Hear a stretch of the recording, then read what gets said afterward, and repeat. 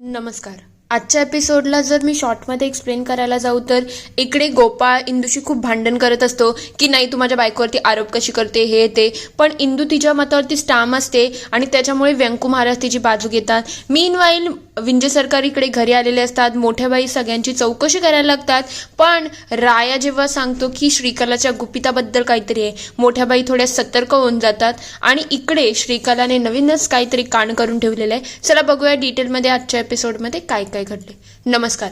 आजच्या भागात आपण बघणार आहोत इकडे इंदू सगळ्यांना म्हणत असते या घरामध्ये श्रीकला आहे आणि ती इथे कोणतं तरी तंत्रमंत्र करत आहे. तेव्हा ते म्हणतात तू काय बोलते, तुला तरी कळतंय का, तू माझ्या बायकोवरती अशी आरोप कसे काय लावू शकते, तुला लाज वाटायला पाहिजे.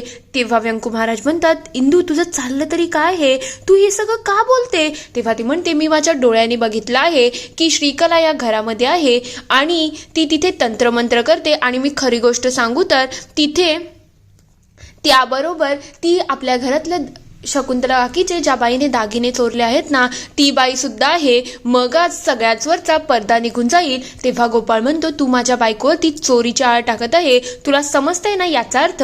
तेव्हा ती म्हणते पुराव्यानिशी सिद्धत सुद्धा करून दाखवणार आहे, टाइमपास म्हणून बोलत नाही आहे. हे बघता नारायणीताई म्हणतात की इंदू तू सतत श्रीकलाचा उदोदो का करते ग, हे बरोबर नाही आहे. तेव्हा ती म्हणते विठुरायाची शपथ घेऊन सांगते मी खरंच खोटं बोलत नाही आहे. एकदा आपण आतमध्ये जाऊन बघूया ना की श्रीकला तंत्रमंत्र आणि त्या म्हातारी बरोबर आहे. तेव्हा गोपाळ म्हणतो माझा बिलकुल विश्वास नाही, मी कुठे येणारच नाही आहे. तेव्हा व्यंकू महाराज म्हणतात बस झालं, आता आपण इथपर्यंत आलोच आहोत तर जाऊन आत बघूनच घेऊ आणि एकदाचा हा जो प्रश्न आहे ना तो कायमचा सॉल्व्ह करूनच टाकू. बस झाला आता. ते लगेच आत जायला निघतात. तर दुसरीकडे विंजे सरकार इकडे रायाला बघून खूप खुश होतात आणि म्हणतात काय रे देवराया, तू तर एकदम देवासारखा अभ्यास करत आहे, खूप चांगला अभ्यास कर, मोठा हो आणि आयुष्यभर मला सुद्धा पोच. तेवढ्यात तिथे मोठ्या बाई येतात आणि म्हणतात काय हो कुठे चालले होते. तेव्हा ते म्हणतात काय नाही, आता मला थोडीशी भूक लागली आहे ना, मग विचार करतोय की थोडं काही खाऊन घेऊ. तेव्हा मोठ्या बाई म्हणतात बरोबर आहे, अख्खा दिवस तुम्हाला खायचं असते, पण बाकी सगळे कुठे आहेत. तेव्हा ते म्हणतात बाकी सगळे तर मला नाही माहिती. तेव्हा ते म्हणतात तुम्हाला तर सगळ्यातलं सगळं कळतं ना, मग आता घरातले लोक कुठे गेले आहेत तुम्हाला माहिती नाही का. तेव्हा ते म्हणतात हो मोठ्या बाई मला सगळं कळतंय, पण खरंच यावेळेला मला काहीच आयडिया नाही आहे. तेव्हा ते म्हणतात मग शोधा, घरातला एकही व्यक्ती मला दिसत नाही. तेव्हा इकडे राया म्हणायला लागतो की मला माहिती आहे घरचे कुठे गेले आहेत, बाबा तुम्हाला शोधायची गरज नाही. तेव्हा विंजे सरकार म्हणतात काय रे, म्हणजे पुऱ्या बापाची पुरं तासून होत नाही तोपर्यंत तुला सांगायचं नव्हतं का. तेव्हा तो म्हणतो मी अभ्यासामध्ये थोडा मग्न झालो होतो त्याच्यामुळे मला आठवण राहिलं नाही. थांबा मी तुम्हाला सांगतो. इंदू काकू सगळ्यांना तिकडे श्रीकला काकूंचं गुपित फोडण्यासाठी घेऊन गेली आहे. हे ऐकल्यानंतर मोठ्या बाई म्हणतात कसलं गुपित आणि काय. तेव्हा तो म्हणतो मला फक्त एवढंच माहिती आहे कोणतं तरी गुपित उघडणार आहे, बस त्याच्या जास्त मला काहीच माहिती नाही. तेव्हा मोठ्या बाई विचार करायला लागतात कसलं गुपित आणि हे नेमकं प्रकरण काय आहे. दुसरीकडे व्यंकू महाराज म्हणतात चला आपण दार उघडूया आणि बघूया नेमकं आहे तरी काय. जसंच ते दार उघडतात इंदू खूप खुश असते की फायनली आता श्रीकलाची पोलखोल होईल. तर श्रीकला इकडे मंत्र उच्चार करत असते, म्हणजे अक्षरशः ती नारायणी घेऊन बसलेली असते.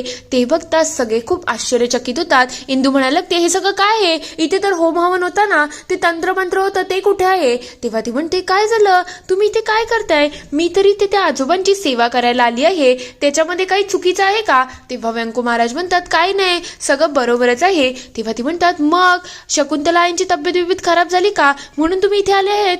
तेव्हा ते म्हणतात नाही श्रीकला असं काहीच नाही आहे, तुझा काहीतरी गैरसमज होत आहे. तेव्हा ती विचारते मग तुम्ही इथपर्यंत कसे आले, नेमकं प्रकरण काय आहे. तेव्हा व्यंकू महाराज विचारतात इंदू आता सांग तुझं नेमकं आरोप काय होते आणि तुने आम्हाला इथे का आणलं आहे. इथे तर ती नारायणी वाचत आहे आणि तेही आजोबांसाठी.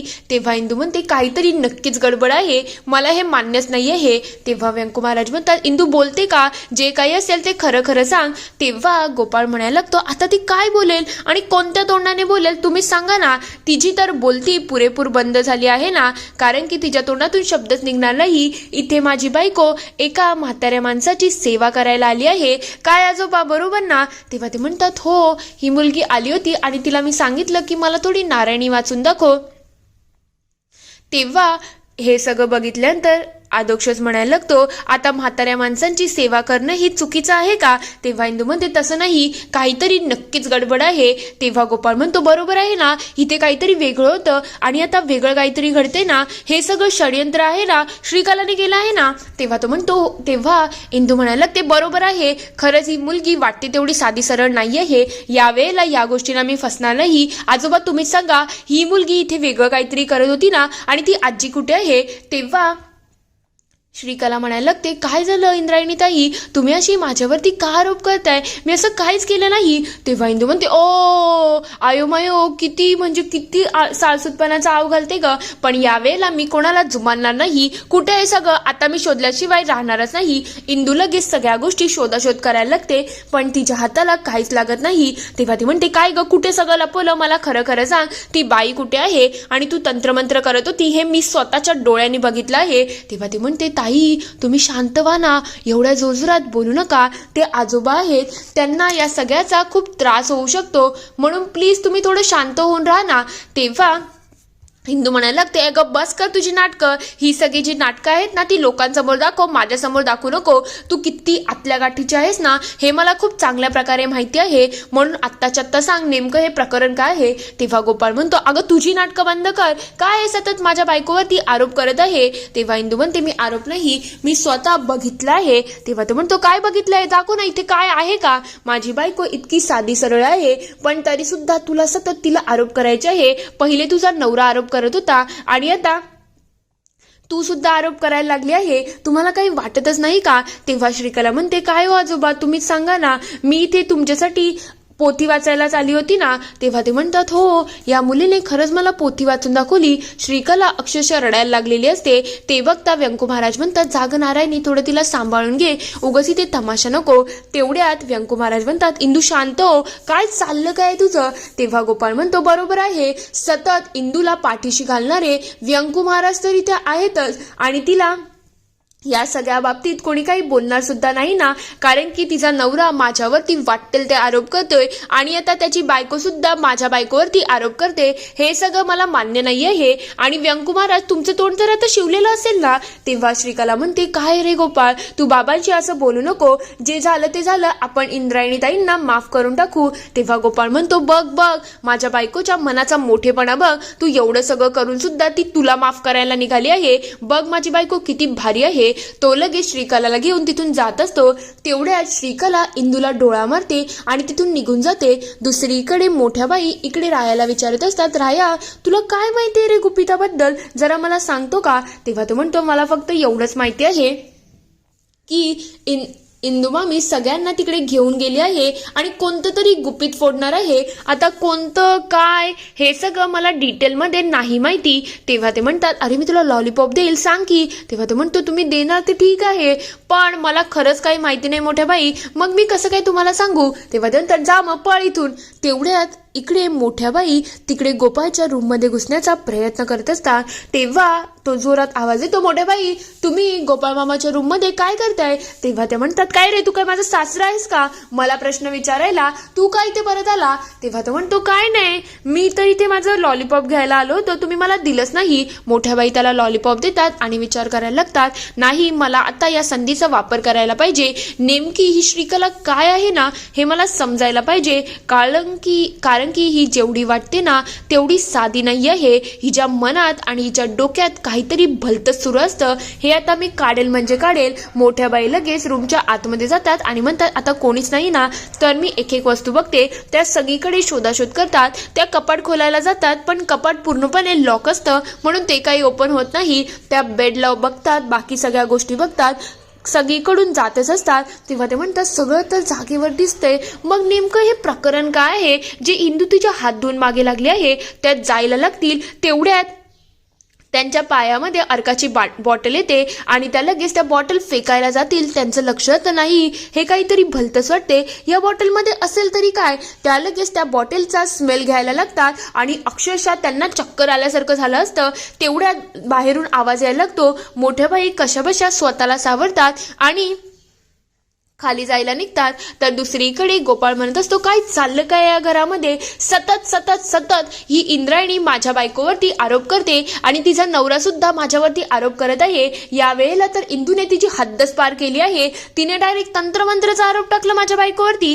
तेव्हा अधोक्षज म्हणतो मी सगळ्याची माफी मागतोय, मी सांगतोय इंदूकडून चूक झाली, आता काय करू त्याच्या जास्त.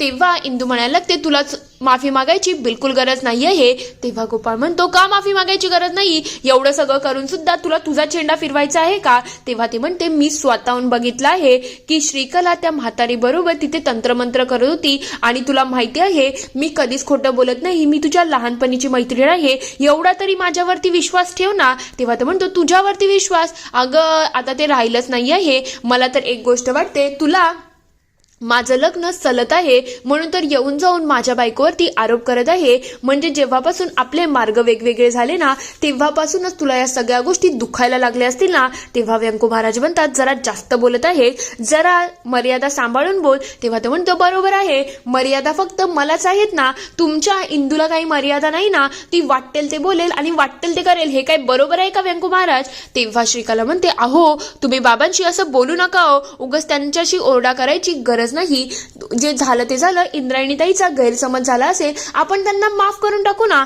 तेव्हा इंदू म्हणते अयो मायो बाबा, ही किती साळसूतपणाचा आव घालते ना आणि मला तू माफ करणार. अगं तू किती पाताळ यंत्री आहेस ना, हे मला खूप चांगल्या प्रकारे कळलं आहे, मी स्वतःच्या डोळ्याने सगळं बघितलं आहे. म्हणून तर आणि तिथे त्यावेळेला सगळ्या गोष्टी झाल्यानंतर तू काहीतरी फिरव केली, या घरामध्ये जे काही कटकारस्थान होत आहेत ना, जे काही वाद चालले आहेत ना, या सगळ्याची जबाबदारी ही श्रीकलाच आहे. आणि ह्या सगळ्यामध्ये तिथे माझ्या बरोबर पप्या सुद्धा होता. तेव्हा गोपाळ म्हणाला तो पप्या होता ना, थांब जरा पप्या मला सांग तू काय बघितलं. तेव्हा तो म्हणतो मी हवन बघितलं आहे. तेव्हा तो विचारतो खरं खरं सांग तू काय बघितलं आणि काय घडलं. तेव्हा तो म्हणतो इंदू वर चढली होती आणि तिने बघितलं की श्रीकला आतमध्ये आहे. तेव्हा तो म्हणतो अरे तू काय बघितलं ते सांग मला, उगाच बाकी सगळ्या गोष्टी बोलू नको, तू तुझ्या डोळ्याने बघितलं का की श्रीकला तिथे होमहवन करत होती. तेव्हा तो म्हणतो नाही मी काय स्वतः बघितलं नाही. तेव्हा गोपाळ म्हणतो बघ आता याने सुद्धा काही बघितलं नाही, मग तुझ्या बोलण्यावरती आम्ही विश्वास तरी कसा ठेवायचा. काय ग इंद्रायणी तू सतत आमचा पाणउतारा का करत असते, आम्ही काय केलंय तुझं, आणि स्पेशली माझ्या बायकोने केलं तरी काय आहे जे तू सतत तिला येऊन जाऊन टोमणे मारत असते. हे सगळं वागणं अगदी चुकीचं आहे. मोठ्या बाईंना सगळ्याच गोष्टींवरती संशय आलेला असतो. पुढील भागात आपण बघणार आहोत अधोक्षज खूप चिडलेला असतो. तेव्हा तो म्हणतो आता बस झालं, आता माझ्याकडून सहन होत नाही आहे. पुढच्या 48 तासामध्ये मी आणि इंद्रायणी हे घर सोडून कायमचे जाणार आहोत. हे ऐकल्यानंतर मोठ्या बाईंना खूप मोठा धक्का बसतो, पण श्रीकलाच्या चेहऱ्यावरती आनंद आलेला असतो. तेव्हा ती म्हणते फायनली या इंद्रायणीला मी या घराबाहेर काढून टाकलं, आता तर खरी मजा सुरू होणार आहे. इथे हा पूर्ण एपिसोड संपतो. आता खरंच इंदू आणि अधोक्षज घर सोडून जातील की नाही, तुम्हाला काय वाटतं ते मला कमेंटमध्ये नक्की कळवा. व्हिडिओ आवडला असेल तर लाईक शेअर सबस्क्राईब करायला विसरू नका. Thank you for watching.